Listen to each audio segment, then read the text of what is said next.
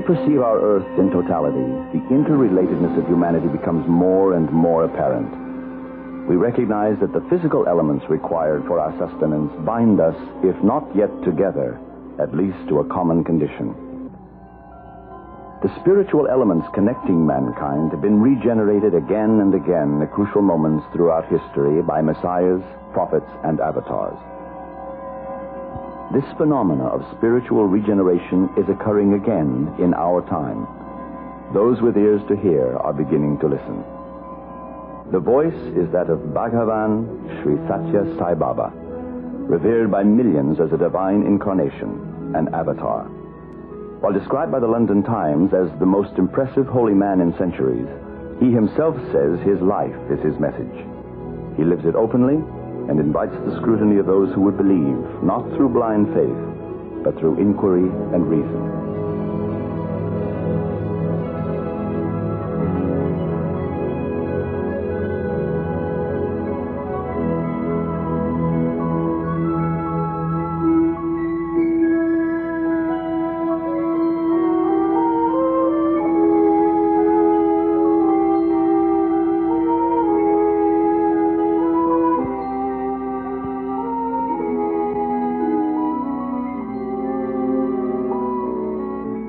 The South Indian village of Puttaparthi is nestled along the Chitravati River at the foot of a circle of barren hills 127 miles north of Bangalore.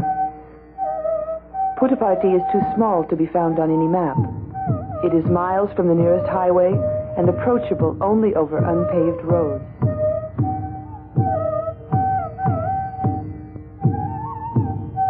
The village is blessed with 3 temples and a mosque. Its people live their lives and farm their land, much as their ancestors have over the past centuries.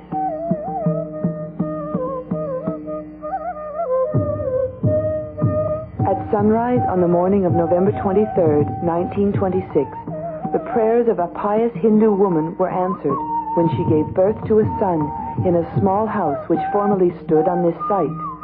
Witnesses recall untouched musical instruments resounding on their own in the house, and a mysterious cobra, a traditional sign of divinity, was later found under the newborn baby. The child was named Sathya Narayana Raju. As he grew, it became apparent young Sathya, whose name means truth in Sanskrit, was different from other children. He was helpful to the villagers, doing work unselfishly. Called Guru by his playmates, he led them in devotional songs before school and fascinated and amused them by materializing candy, pencils, and playthings from an empty bag. The miraculous ability to create objects, transform matter, and heal the sick, which manifested spontaneously in the child, has continued for over 40 years to amaze all who experience it. In May of 1940, 13-year-old Sathya put aside his school books and announced to his startled family that he was the reincarnation of a holy man named Sai Baba of Shirdi. While unknown in the region around Puttaparthi, Sai Baba of Shirdi was revered in the north by Muslims and Hindus. He dressed like a Muslim, but wore ash on his forehead in the Hindu custom. He slept one night in a mosque, the next in a temple.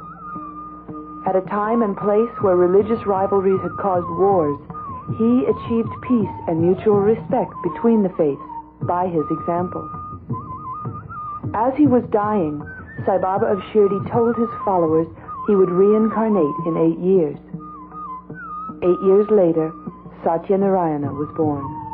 After revealing his identity in 1940, young Sathya told his parents he belonged with them no longer, explaining his devotees were calling and it was time for him to go. He left school in October of his 13th year and began to gather followers around him. At first, there were few disciples and he lived in comparative obscurity. As more and more began to recognize his exceptional nature, he said to them, "You have easy access to me now. A few years hence, you will have to get a glimpse of me standing miles away. There will be such crowds."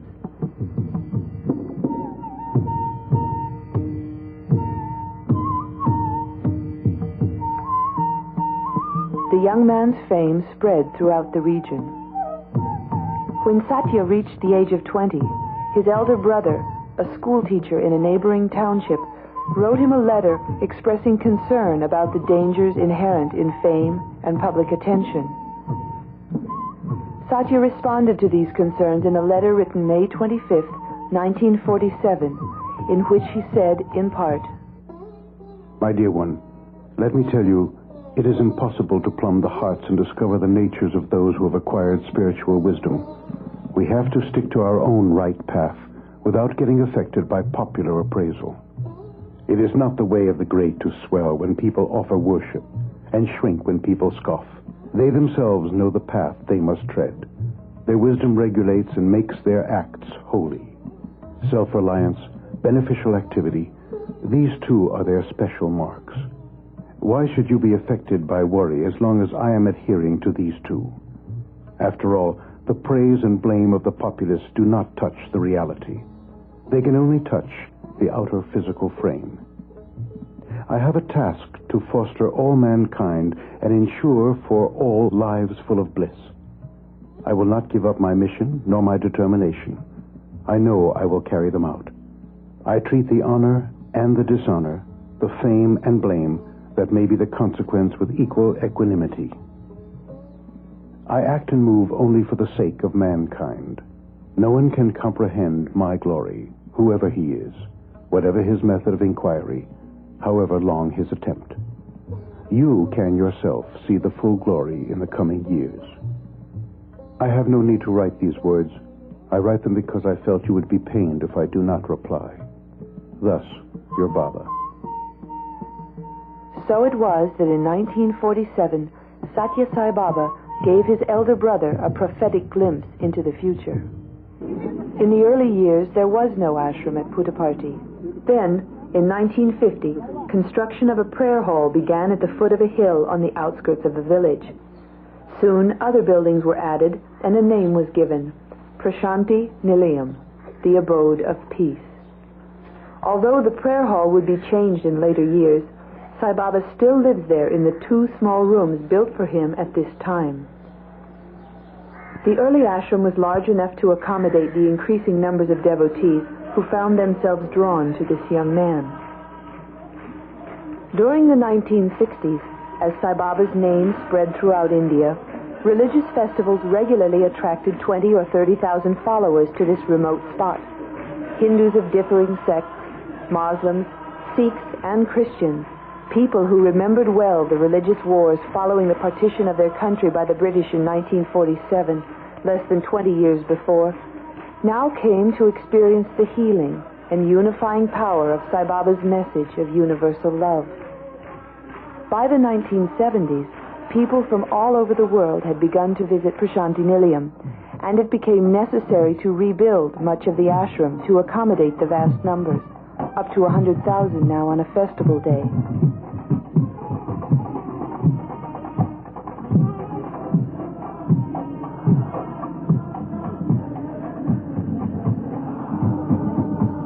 The personal freedom of a carefree village boy gradually had become the confinement of one without privacy, watched constantly by devotees hoping for a look or a word, a willing captive of the love he inspired.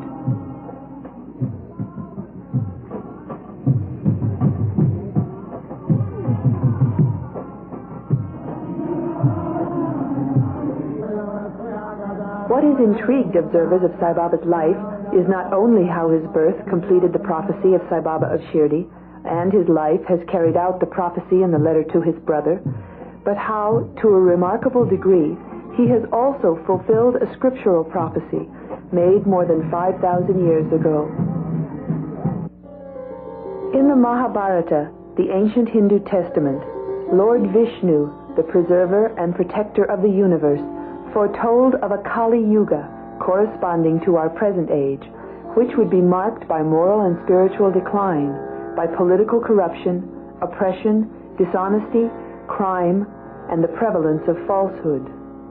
Then Lord Vishnu said, "When evil is rampant upon earth, I will take birth in the family of a virtuous man, and assume a human body to restore tranquility by the extermination of evils. In the coming Kali age of sin, I will assume a human avatar form that is dark in color. I will be born in a family in South India. This avatar will possess great energy, great intelligence, and great powers. Material objects needed for this avatar's mission will be at his disposal as soon as he will think of them. He will be victorious with the strength of virtue. He will restore order and peace in the world. This avatar will inaugurate a new era of truth and will be surrounded by spiritual people. He will roam over the earth adored by the spiritual people. The people of this earth will imitate this avatar's conduct, and there will be prosperity and peace. Men will once more betake themselves to the practice of religious rites. Educational centers for the cultivation of Brahmic lore and temples will reappear again everywhere. Ashrams will be filled with men of truth. Rulers of the earth will govern their kingdoms virtuously. The avatar will have an illustrious reputation. This prophecy is corroborated in the ancient classic scripture, the Vishnu Purana, which also mentions that this avatar will display superhuman powers in establishing the new age of truth. It adds, his parents will be devotees of Vishnu and will reside in a village worshipping the cowherd form of Lord Krishna. In fact, Sai Baba's mother and grandmother worshipped the aspect of Vishnu called Sathya for months before he was born, and Puttaparthi village was formerly Golapali, meaning home of the cowherds. So it is that the life of Bhagavan Sri Sathya Sai Baba appears to be fulfilling ancient prophecies and scriptures.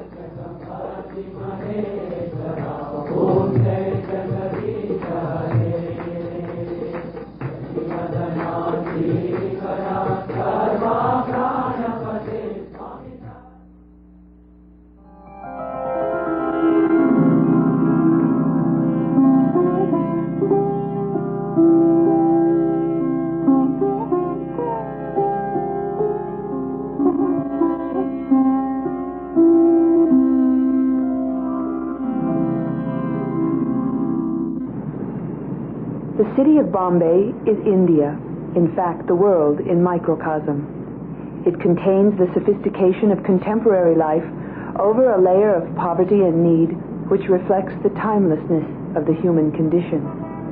The spiritual teachings of Sathya Sai Baba are addressed with directness and simplicity to the hearts of all people.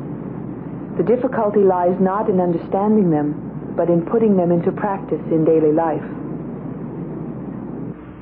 In August of 1976, Sathya Sai Baba granted his first interview to a member of the press.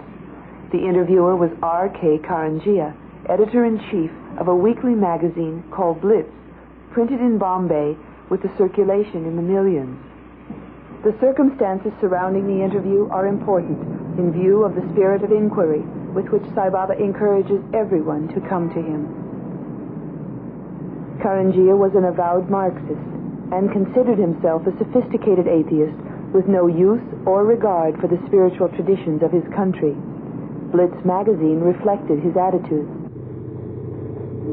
His decision to travel to South India to visit Sai Baba was the result of a challenge made by a colleague who confronted Karanjia with the fact that it was inconsistent to consider himself an objective reporter when he had formed his opinions about Sathya Sai Baba without ever having seen or met him. Karanjia agreed and made plans to go to Sai Baba's ashram. During the course of his visit, he was granted an interview. He later wrote, Baba not only radiated powerful emanations of what I could only describe as spiritual love and grace, but went on to amaze me with knowledge of the most intimate developments affecting my life and work. He appeared also to know beforehand the questions I had planned to ask. As soon as I began asking one, he would stop me with a gentle tap on the knee to begin answering it. I never completed a question. Still, I got all the answers. This experience convinced Karanjia of the truth of Baba's words and inspired profound changes in his life. Much of the following narration has been drawn from Sai Baba's responses during that interview. As we hear his words, We will see him walking among his devotees at Prasanthi Nilayam, accepting their letters and occasionally manifesting vibhuti ash. We will see him at Vrindavan, next to the site of the Sathya Sai Baba College for Men, in a rural South Indian village, and at the Dharmic Kshetra, a center for service activities in Bombay.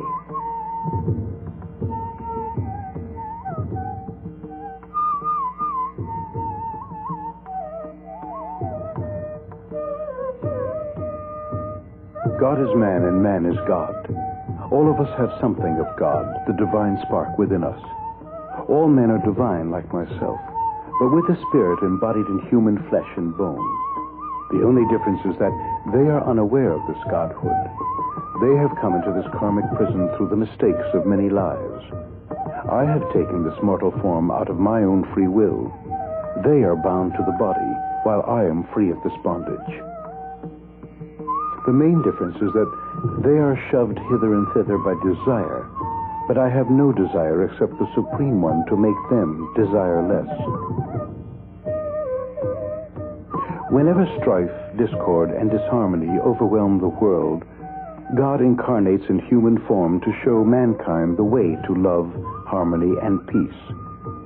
The Avatar takes a human form and behaves in a human way so that humanity can feel kinship with divinity.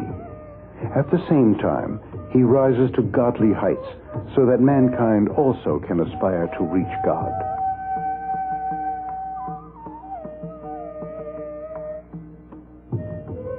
The realization of the indwelling God as the motivator of life is the task for which avatars come in human form. Therefore, in my present avatar, I have come armed with the fullness of the power of the formless God to correct mankind, raise human consciousness, and put people back on the right path of truth, righteousness, peace, and love to divinity.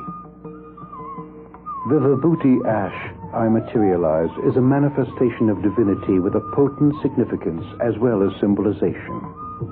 It is symbolic of the cosmic, immortal, and infinite nature of all forms of God, Atma, or the Spirit.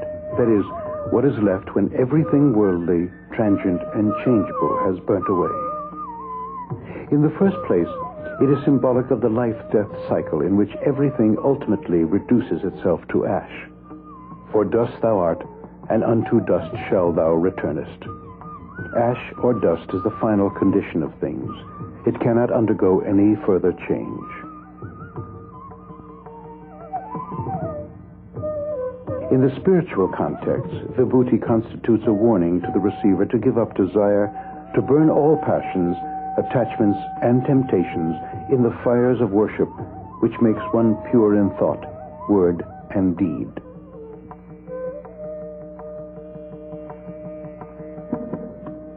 It is in order to press home this lesson that I materialize ash for those who come to me with love and devotion.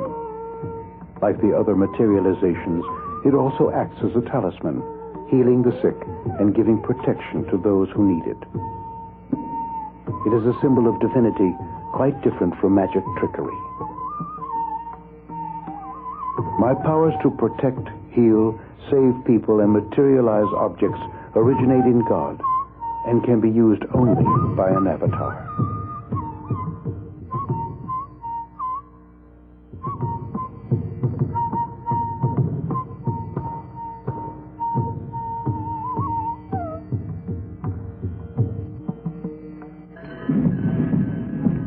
An avatar is known by 16 signs.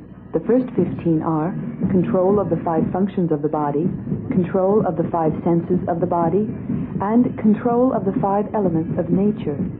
These qualities are attainable through spiritual practices and disciplines. It is the 16th quality, unattainable through human evolution and existing only in the descent of the divine incarnation, which brings Sathya Sai Baba's miraculous powers into perspective. Called omniscience, omnipresence, and omnipotence, it is infinite consciousness. Einstein recognized the law in nature which says energy equals matter multiplied by the square of the speed of light, E equals mc squared. Thus, science proved the ancient yogic precept that matter and energy are two sides of the same coin, and it began to recognize matter as condensed energy moving along a continuum of constantly changing forms. The transformation of matter to energy and energy into matter occurs at the speed of light, in the realm of light, that same light which has been perceived throughout time in all religions as divine energy. An avatar is able to materialize and dematerialize objects, to direct his awareness throughout the cosmos, to move with the speed of light, and use the power of light in his mission. Unencumbered by demands of the body or laws of nature, his consciousness is one with the primal energy of creation, and is, therefore, infinite. To one with infinite consciousness, free even from space and time, what may appear to us as miraculous is the simple interplay of primary forces.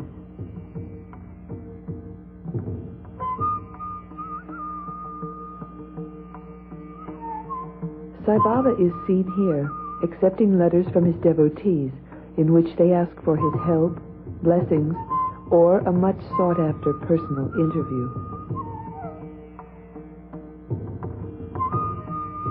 The miracles I perform belong to the boundless power of God. So far as I am concerned, they are evidence of my divinity. It is not by any means an exhibition of divinity. All performances of magic, as you know, are done for the sake of income. These are tricks of the magician's trade. They constitute a kind of legalized cheating, the transfer of an object from one place to another by a trick of the hand which goes unnoticed. They involve no city or miraculous power. What I do is quite a different act of creation. It is neither magic, nor is it city power either. For one thing, I seek no return. For another, I do not cheat people by transferring objects, but I create them. Again, I do so not because of any need or desire of exhibition of my powers. For me, this is a kind of visiting card to convince people of my love for them and secure their devotion in return. Since love is formless, I use materialization as evidence of my love. It is merely a symbol. Most people desire talismans symbolic of my protection, so I provide them. When they are in trouble, they feel the grip of the ring, bracelet, or watch to remember me and call me to their rescue so that I can help them.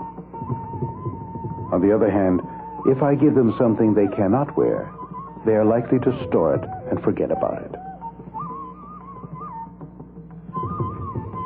These trinkets or talismans give people a sense of security and protection they need in time of trouble or crisis, and create a symbolic link covering the long distances between them and myself.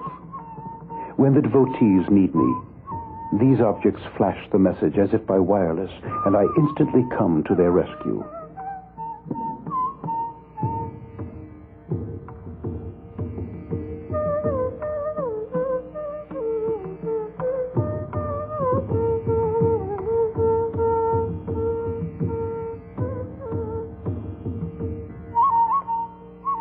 I can cure, save, even resurrect people provided they are in a spiritually receptive condition. It is like the positive and negative currents of electricity. My capacity to heal can be compared to the positive current. Your devotion to me is the negative current. Once the two come together, the devotion provides what is called the miracle of healing. It is man's mind that is really responsible for his illness or health. He himself is the cause or motivator of either. So when it comes to healing or curing, the necessary faith has to be created within his mind for the purpose. All I do is invest him with the confidence, will, and power to cure himself. It is my abounding love reciprocated by the intensity of the devotee's faith in me that produces the desired result. The godliness which is present in everybody in the form of a little spark exists in me as the full flame. It is my mission to develop every little spark of God in everyone to the fullness of the divine flame.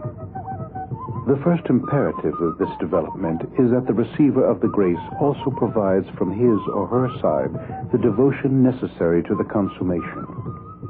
Those who carry the presence of Baba in their hearts, like an indwelling God, belong to this kind of devotee. They come to me, see me, and hear me, experience my love for them, and receive it with devotion. Thus, they become part of me in my divinity. To the doubting or confused ones, I give this illustration. Those who want to secure pearls from the sea have to dive deep to fetch them. It does not help them to dabble among the shallow waves near the shore and say that the sea has no pearls and all stories about them are false. Likewise, if a person wants to secure the love and grace of this avatar, he must also dive deep and get submerged in Sai Baba. Then only will he become one with me and carry me in his innermost heart.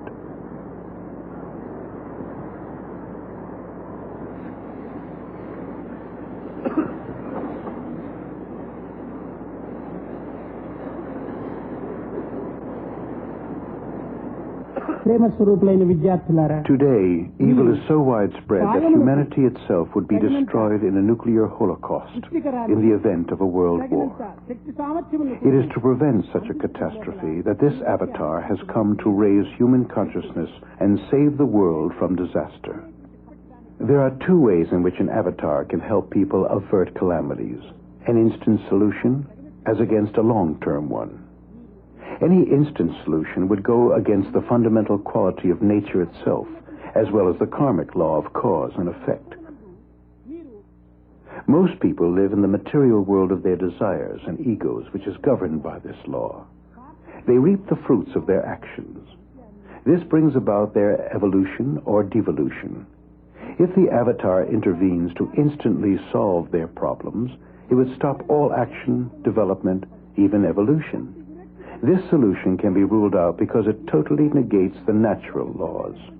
The other and more effective alternative presents a long-term solution whereby the avatar leads the people themselves to a higher level of consciousness to enable them to understand the truth of spiritual laws.